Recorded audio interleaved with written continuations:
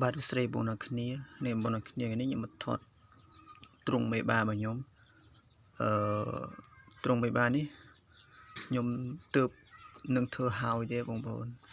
អានេះខ្ញុំដាក់បាមួយមេ6គ្រាប់អានេះខ្ញុំទៅដាក់មេបានមកគ្រាប់បាមួយដែរដោយសារមេក្រៅវានៅជាប់នៅជាប់ក្រាបប៉ងអញ្ចឹងយើងអត់ទាន់យកមកទេជាមួយវាក្រាបប៉ងវាញាស់អស់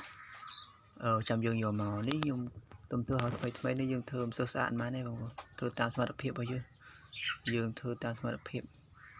វាអាចជ្រកបានបងប្អូនត្រង់ប៉ុណ្ណឹងវាអាចជ្រកបានពកបានអីបាននេះមិនសូវស្អាតដល់ពេលយើងមានសមត្ថភាពយើងធ្វើត្រង់ឲ្យស្អាតឲ្យវាអាហ្នឹងយើងធ្វើតាមសមត្ថភាពរបស់យើងសិនពេលណាយើងមានសមត្ថភាពគ្រប់គ្រាន់យើងចាំយើងធ្វើត្រង់ល្អឲ្យវាយើងធ្វើដើម្បីបង្កាត់ឲ្យវាបង្កាត់ចឹងដាក់វាយចឹងមកដាក់ស្បុកដាក់កន្លែងវិដេកអីបានអាកកមួយមេ6បណ្ដងវិដេកបានទេបងប្អូនសូវជានេះមកទេសូវជាល្អមកទេបងប្អូន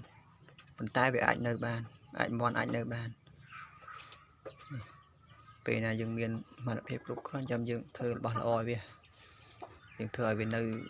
ផ្ដោតអាសន្នសិនអានេះមានផ្ដោតអាសន្ននៅរាប់ឆ្នាំនឹងឲ្យគុណច្រើនបងវីដេអូមានតែប៉ុណ្ណឹងនេះទ្រង់មេបាថ្មីបាទទ្រង់មេបារបស់ខ្ញុំថ្មីទំធ្វើឲ្យហើយជា2ថ្ងៃទំដាក់បានទំដាក់មន់បានមួយថ្ងៃដាក់បានមួយថ្ងៃហ្នឹងគុណច្រើនបងវីដេអូមាន